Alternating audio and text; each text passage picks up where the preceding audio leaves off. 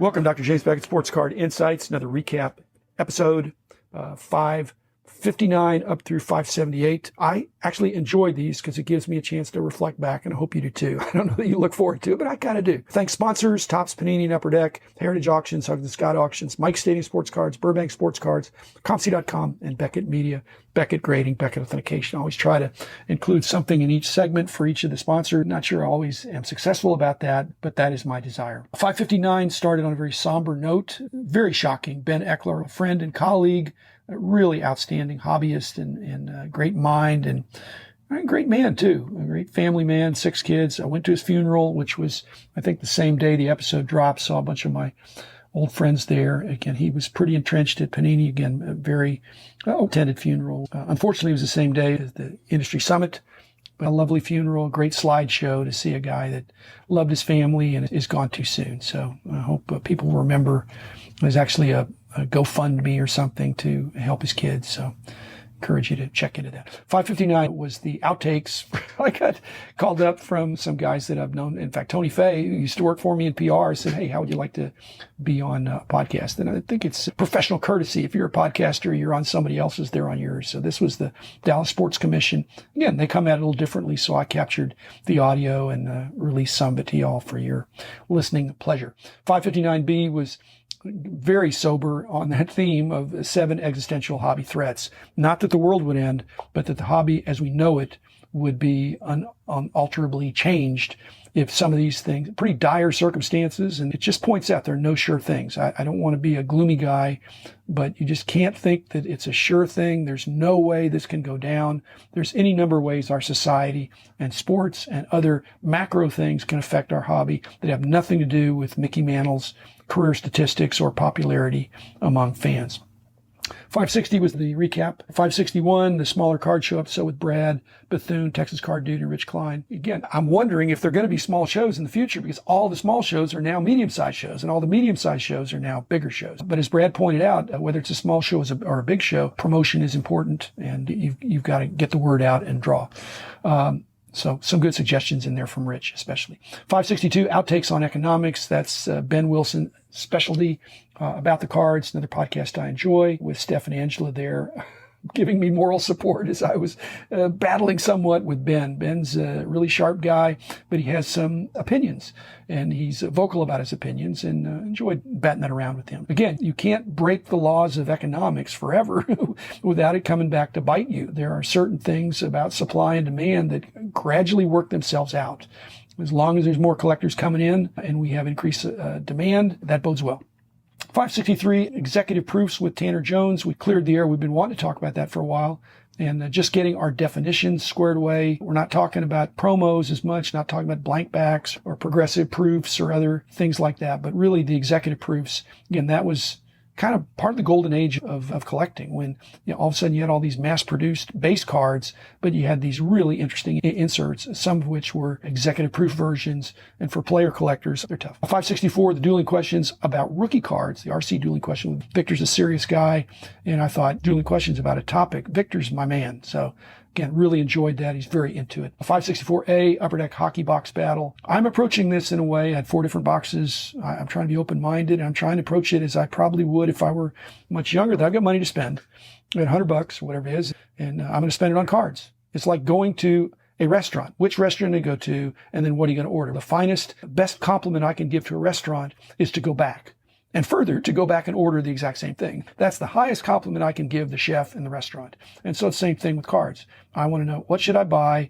And do I want to buy some more? And that's what the card companies are hoping for too. 564B, the 7 listener questions. Yes. Again, I just accumulate them and just seems like putting them in a group of 7 allows for a couple minutes for each one. 565 dueling questions. Second round with Steve Grad, a radio media personality. And he's not just a great voice. He's got great credibility and again, enjoyed batting around. We're 2 veterans. I guess I'm more OG than he is, but we had a good time. 566 was the interview with Kyle Johnson, the ComC marketing manager. And again, just listen to the episode. He's excited about ComC. And I am too. I think 2022 is going to be a great year for the hobby, and I think ComC is going to be a good part of that. 567 was bulk buying and selling with Tanner Jones. We were comparing notes, and this was just my opportunity to talk with Tanner, whom I enjoy talking with. But I don't know if Tanner's done this, but in the last year, I got more active in buying in a little bit larger bulk. Again, I'm still trying to be a net seller, but in buying some more bulk lots, I've gotten way more aggressive on that in the auction and the shows. It's been fun for me. And net, I've got to be more aggressive in selling stuff. If somebody out there wants to help me, you probably need to live near here. But if somebody wants to help me, because I've got a large volume of lots that I'd like to put on eBay, and I just don't want to do it all by myself. I need some help. And I have one helper already, but I'm pretty sure I need another one. So if you've got some interest in doing that, let me know, drjamesbeckett@gmail.com. 568 was the Valenzuela episode with Victor. Gotten way more response from that than I thought. You might want to listen to that if you have any interest at all. Fernando Mania was a real thing back in 1981. And Victor was the perfect guy to do that with. He was a boy when it happened. I was a man when it happened, but it was the real deal. Fernando was a cultural icon for two cultures. 569, outtakes on education with Kyle from the Wax Museum. Kyle is a passionate educator and a passionate hobbyist, and really enjoy his podcast. I didn't realize when he was going to have me on, he was really just going to hammer the education stuff, but I've got an education background as well. 569A were the outtakes on having a co-op LCS. That was a brief discussion on Hobby Hotline. I'm going to go a little deeper with that. I'll probably do another episode on that because I've had some more questions about it. 569B, another 7 listener questions. Just listen to those. Hard to excerpt those. They're just 7 different questions. 570 was the basketball dueling questions with Adam Gray. Again, just doing basketball. Who better to do it with than Adam? Although there's some other guys out there that I'll do some more basketball card dueling questions. But that was my second round with Adam, and I think we have a good rapport. Enjoyed it. Adam, keep up the great work with your magazine. 571 was Brad Bethune, the hobby hiatus. Rip Van Winkle woke up from a long nap and was confused and lost. I thought Brad was pretty vulnerable about sharing. If you're away for a while, like a decade, it's a pretty different hobby. 572, always great to do with Rich. 76 and 77 Topps Baseball. I don't think they're exciting sets, but they were all we had back then. Actually, we had some other little smaller sets sometimes, but 76 and 77, that was the main action for new cards in those days. 573, the Topps Tech Baseball. Again, very complicated. This is so unlike me. That's the first purchase I've made in a long time where I'm really just breaking even. I didn't expect to make money, but I enjoyed it. So I put a value on the enjoyment. Maybe some of y'all are experiencing that same thing. You're buying something that you're going to get enjoyment out. You're not necessarily going to be able to sell it for more. But I didn't make a mistake, but I usually try to buy things that I think are worth more than what I paid. 574, the interview with Sam Shuford, Women of the Hobby. I'd been on Hobby Hotline with her several times, but got to hear her origin story. And keep up the great work, Sam. I applaud your efforts, and I hope you have great success. It'd be wonderful to look up in a few years and have a higher percentage of women who are really enjoying. 574A was the continuation, the rest. Sam, I'm really trying to stay with 15-minute episodes, but Sam was worth a little extra there that I didn't want to just cut away and not provide it for y'all. 574B, outtakes on the early 80s from John Keating. He's all about the 70s. I didn't remember the 80s. I was just nose to the grindstone. The 70s, I had a life, I think, and I remember the pop culture stuff. So when he started getting into the 80s, I'm not firing blanks, but I'm strong on the hobby, but I missed most of the movies and music of the 80s. 575 was the retrospective, a little mini tribute to my awesome wife, Ode to Diane, and then talked about a little about Tom Brady. She had a question about he's such a healthy athlete, his longevity. He's increasingly being recognized as a GOAT or the GOAT, and our hobby is taking note of that and investing in these athletes that have a chance to have the really long, outstanding careers. And I think that's a legit question. 576 was the second part of the interview with Bob Brill.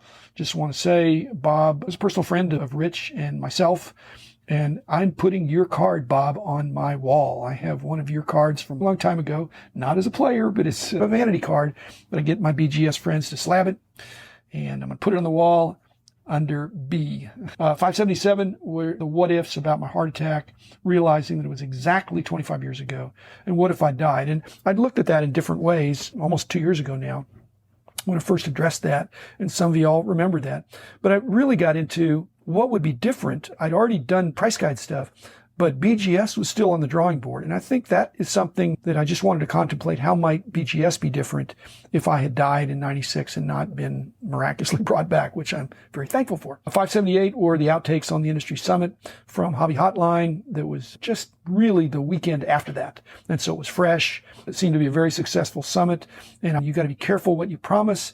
I said, I made a mistake. I should have been there, except that my father-in-law was having a birthday during that time, and I was obligated to do that. Well, he's the awesome dad of my awesome wife, so I wanted to be there, and I thought, I'm going to be there next year again.